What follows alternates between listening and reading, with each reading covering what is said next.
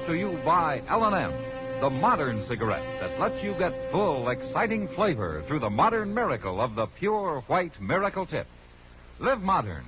Smoke L&M.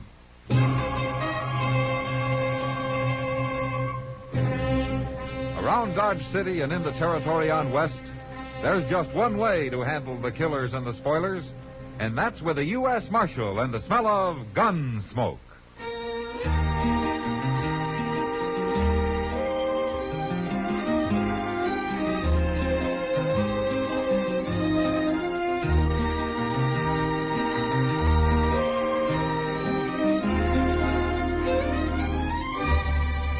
Gunsmoke, starring William Conrad. The transcribed story of the violence that moved west with young America. And the story of a man who moved with it. I'm that man. Matt Dillon, United States Marshal. The first man they look for and the last they want to meet. It's a chancy job, and it makes a man watchful. And a little lonely.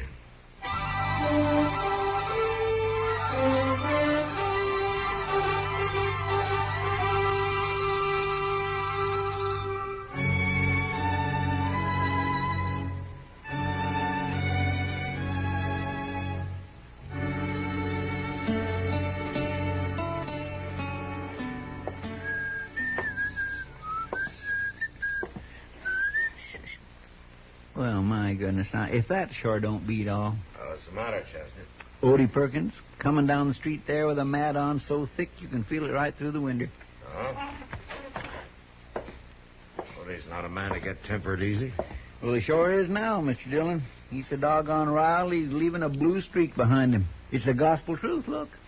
That can't be anything serious. Marshal Dillon. Morning, Odie. Marshal, I'm here to call on the power and protection of the law in all its majesty and might. Well, that's a pretty tall order, Odie. You got some reason for needing the law? Reason? I got reasons that go back as far as 15 years. Marshal, I want to swear out a complaint, an injunction, a bench warrant, whatever it is it takes to get a certain low-life scum evicted from the premises, run out of Dodge, banished from the territory, and horsewhipped to boot if you can work it in somehow. What's this certain person done, Odie, to deserve that kind of It ain't what he's done as much as what he is, and I ought to knowed it long before this, but he sure had me fooled.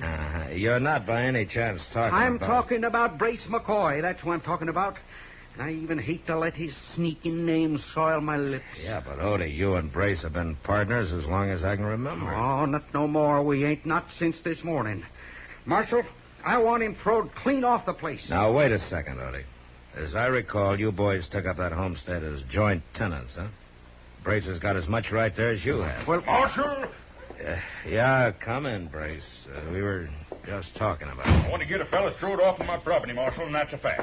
You're referring to Odie Perkins here, That's a fella, Marshal, but him and me ain't speaking, and that's a fact. you're gall darn tootin' we ain't. Not now nor never. I'll sign the papers now if you'll just read 'em up. I'll remind you, Marshal, I come here first. Fixing papers for Odie wouldn't be no use nohow. Little varmint can't write, and that's a fact. I can make as good a X as you can. I mean, he can. Now, wait a minute. Just look at him, Marshal. He ought to be ashamed of himself. A great, big blubbermouth that outweighs me twice again. And he comes in here sniveling for the law to help him out. Just He a keeps minute. prodding me, and I'm going to whop him good, and that's a fact. Not while I'm wearing this here 6-gun. You ain't going to whop nobody. I mean, he Will you ain't let- going to. Will you shut up, both of you? Now, who started all this ruckus? It's personal, Marshal. Me, I'd rather not say. Oh? Well, that's just fine. For 15 years, you've ridden together, finally took up land together, and all of a sudden you start sidling around with your hackles up, ready to throw lead at one another. And you won't even say why, Well, huh? just getting particular who I live with is all. I want him out of my house, Now, Marshal. get this straight, both of you. You own that farm jointly, and I got no legal reason to throw either one of you off. So until you settle your differences or sell out, you're going to make the best of it. I already offered to buy him out. I ain't budging, and that's a fact. All right. If you can't settle it yourselves, I'll settle it for you. Chester, Yes, sir. will you hand me those cards over there? Yes, sir. Here you are, Mr. Dillon. Yeah. Now, as I recall, you got a fair-to-middling house out there and a mighty good barn. Until you sell, you got to stay on the place to take care of the stock. All right. Now, one of you lives in the house and the other one in the barn, and you'll leave each other alone. Is that completely clear? All right, Brace, you cut first. High card takes his choice. Well, all right. 10. That's good. Ain't as good as a queen. All right, what's your choice, Odie? The barn. It smells better than McCoy. Odie, you come around my house, and I'll break you in half. That's a fact. Step 1 foot in my barn, I'll blast you full of holes. Now, remember what I told you, both of you. You leave each other alone. Guess I better get back out to my house. Good day.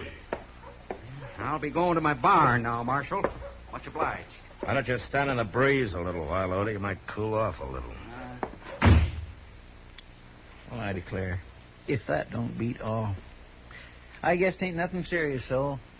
It's not like him, Chester. I'm afraid it is serious. I just hope it don't get more so.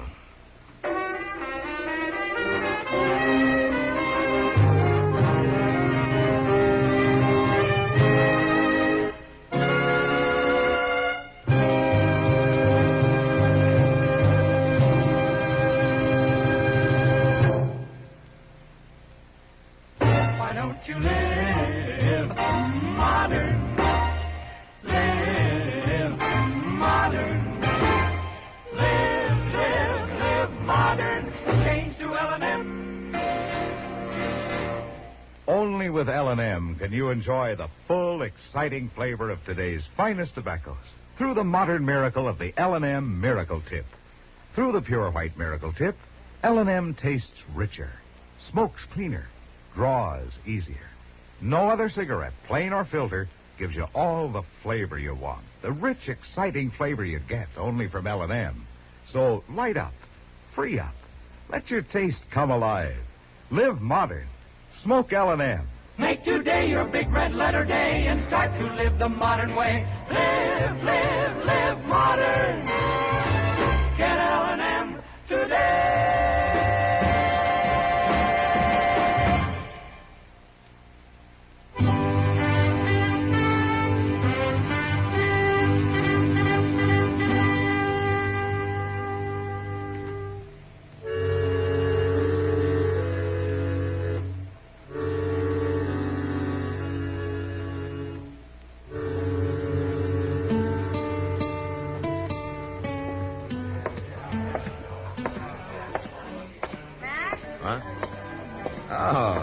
Hello, Kitty.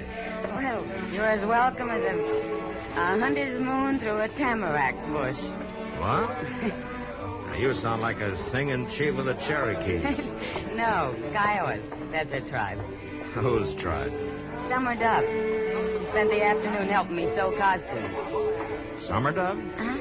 You remember her, Matt. She's that Indian girl who left the reservation last spring and came into town to work for Ma Smalley at the boarding house. Oh, yeah, sure, I remember. She's a good seamstress. A real good cook, too, I hear. Oh? Yeah, she's sort of lost since Ma Smalley went back east.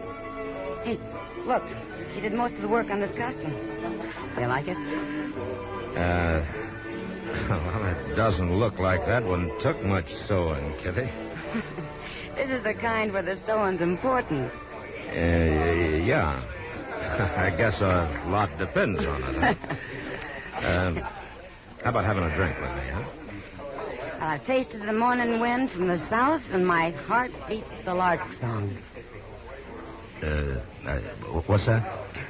It means I'll have a drink with you. Oh, okay. Wait a minute, Kitty. Matt? Yeah, what's the matter, Doc?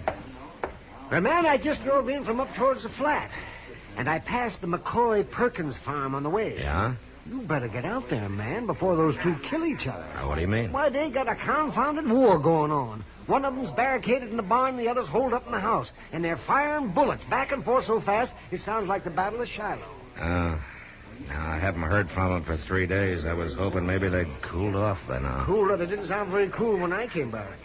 Kitty, it looks like you'll have to stretch out that lark song a little, huh? It's all right, man. Okay. Some other time.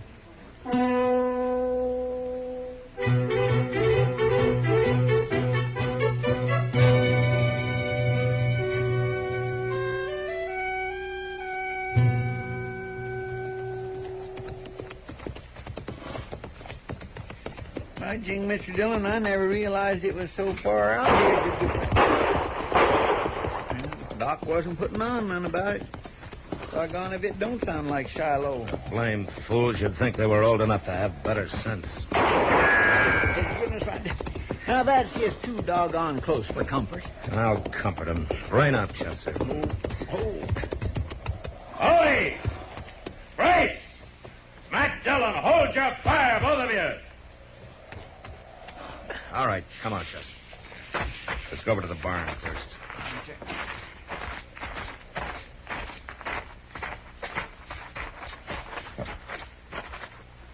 Odie, you in there? You darn tootin' I am, Marshal. That big hunk of buzzard bait ain't about to dislodge me, neither. I am, though. I'll give you just 5 seconds to get that door open and come out here. Now, wait, Marshal. You hurt me, Odie. Okay. I wasn't the one that started it Chester, now. take his gun and keep him covered. Yes, sir, I sure will, Mr. Dillon. My goodness.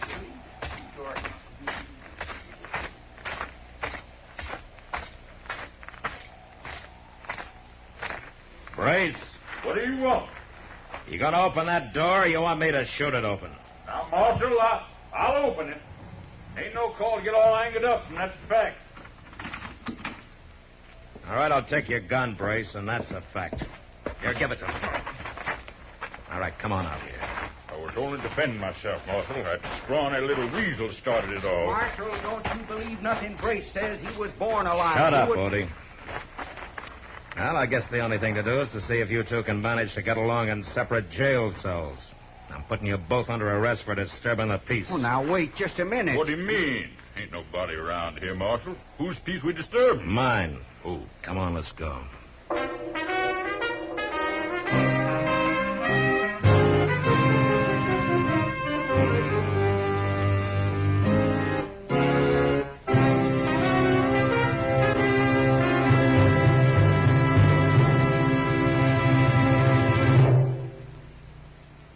Why don't you live modern? Live modern. Live modern. Change to L&M. L&M is the modern cigarette that lets you get all the full, exciting flavor of today's finest tobaccos.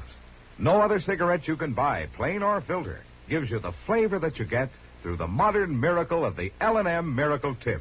Through the pure white Miracle Tip, L&M tastes richer, smokes cleaner, draws easier. So light up, free up, let your taste come alive. Live modern. Smoke L&M. Make today your big red letter day and start to live the modern way. Live modern. Get L&M today.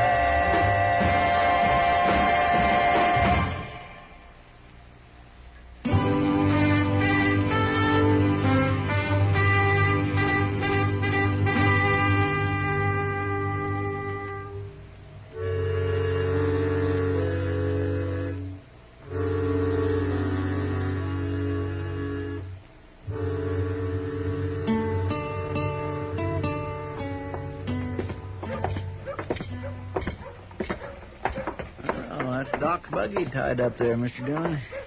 Must be waiting for us in the office. Yeah. Oh, good morning, Matt. Morning, Doc. Hey, Chester. Oh, Doc. Well, I've got an hour to kill, Matt. Just time to beat the socks off of you in a game of chess. Board's all set up and... Oh, good, Doc. Let me take a look at my prisoners first, huh? Who is it, Matt? Odie Perkins and Brace McCoy. Is that so? Yeah, I'll be right back. Oh, morning, boys. Marshal. Well, how about it? You about ready to stop feuding? Sure. Brace will get himself off my property, I will. I ain't even to budge, Marshal, and that's a fact. You kind of like it here, huh? Man can't go back on his principles, He Marshal. ain't got no more principles than a hungry cow. All right, that's enough. You act like a couple of wet roosters. You can't even remember what the whole thing started about. I remember, all right. I'll tell you what it started about, Marshal. It started because Brace didn't figure I was fancying his victuals up enough to suit him. For a whole week, Marshal, he didn't fix nothing but flapjacks in the morning and hominy grits at night. With side meat in 'em. Weren't side meat. It was sow belly and it weren't fit to eat. You know what he done, Marshal, when I put them grits on the table? He throwed 'em on the floor and tromped all over 'em with his boots on. That's all he was fitting for. I wouldn't throw victuals like that to the hog. I seen many a day you'd be glad for. Now, wait a minute. Is this the truth? Is this what this whole thing's all about? Well, it's what it started about. But it ain't what it's about now. Not anymore, it ain't, Marshal. No, sir. It's a lot more than that now. I come to realize I've been keeping a viper in my bosom. You can be mighty mistaken about a man, Marshal, and that's a fact. Yeah. But you two thought well of each other for years. Now, it seems to me a friendship like that ought to last over at least one fool argument. Brace McCoy ain't no friend of mine. Not no more, he ain't. Once I get out of this cell, I'm going to whop that little gopher to an inch of his life. Right across the sights of my gun. That's how I want to see it. All right, boys. All right. Just settle back. Looks like you're going to have plenty of time to think up names to call each other. Marshal, Yeah. how long you aim to keep us in this miserable old jailhouse? Well, you got some sense. Or die of old age. How they making out, man? Oh, like a pair of tomcats, Doc. I don't know what I'm going to do with them. I can't keep them locked up forever. For two nice fellows like them, they sure did turn mean awful sudden. Yeah, if you ask me, they're both probably aching to make up. Yeah. I've been thinking along those same lines, Doc. Seems to me they could have killed each other out there on the farm if they'd really been trying to. Of course they could. Why, they must have fired over 100 rounds at each other. Yeah, but if I let them out, they'll either kill each other by accident or kill somebody else. Unless they could... Yeah. Chester. Yes, sir. There's an Indian woman named Summer Dove somewhere around town. Kitty can tell you where she is. Go find her and get her over here as soon as you can, will you? All right, Mr. Dillon.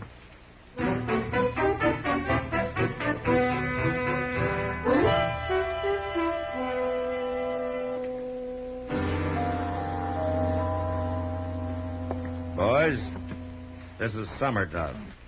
These are the two men I was telling you about, Summer Dove. The short, skinny one is Odie Perkins, and the fat one's Brace McCoy. How do? Howdy, Miss Dove. Glad to know you, man. Summer Dove's one of the best cooks in Ford County, boys. Ma Smalley taught her how. So? Now, she needs a place to live. She'll work for her keep. What are you getting at, Marshal? Well, you boys got a place out there that you're not using, that lean-to against the barn. It might be fixed up pretty comfortable. Like I said, Summer Dove's a mighty fine cook. All right. I'd be proud to hire on Miss Summer Dove, Marshal, providing you fix it to keep that ornery sidewinder away from my property. Ah, sidewinder, you... Brace, you come within 20 yards of me, you better come a shooting. All right, boys, hold it. Well, Summer Dove, these are the two men I thought you might like to work for, or one of them, more likely. One man, two men, makes no difference. All right. You wait out in the office for me, will you? Me go. Yeah.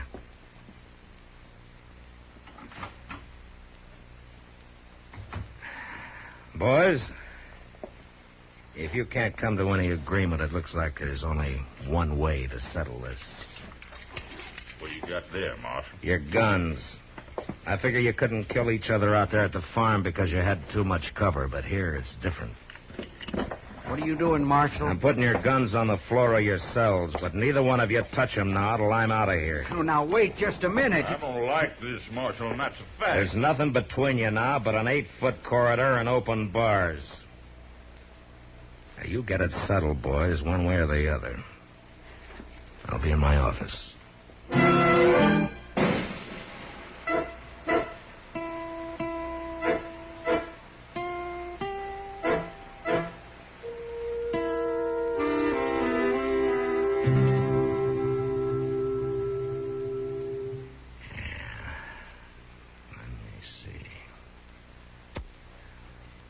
Yeah, I think that'll do it.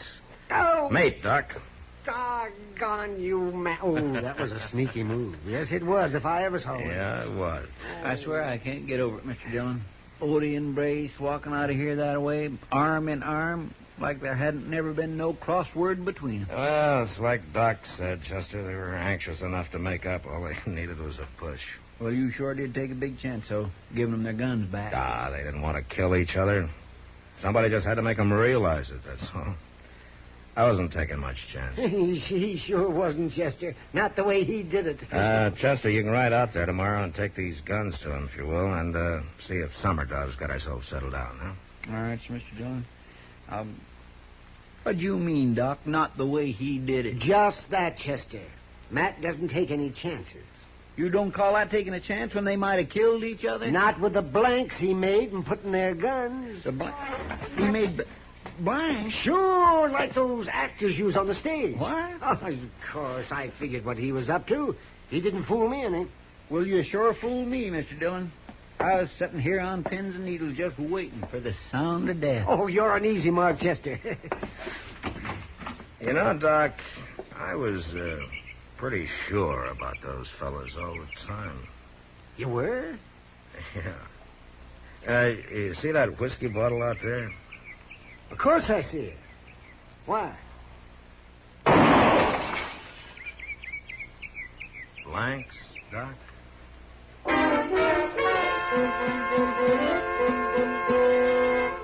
We're around town. Kitty can tell you where she is. Go find her and get her over here as soon as you can, will you? All right, Mr. Dillon. In a moment, our star, William Conrad. The world may indeed be shrinking, and people abroad are next-door neighbors, but there's still a lot of misconception and confusion on both sides of the ocean between these new neighbors. It's the kind of misconception and confusion that's cleared up best of all by personal contact. The contact of letters, for instance. There are many men and women abroad who realize they get a false impression of our country from local sources. They are eager to be in correspondence with individuals in this country. They're sure that in the easy give and take of letters, they'd find out what Americans are really like, how they really work and live.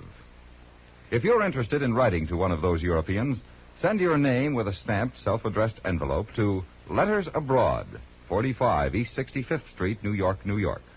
That's Letters Abroad, 45 East 65th Street, New York, New York. Include information about your age, occupation, and interests to help toward the selection of a suitable correspondent for you. And now, William Conrad. You know, there weren't too many formal burials on the frontier. Usually the dead man was just wrapped in his saddle blanket and laid away on Boot Hill. However, next week, Dodge City watches a formal burial, while the coffin contains nothing but rocks. And that was the West.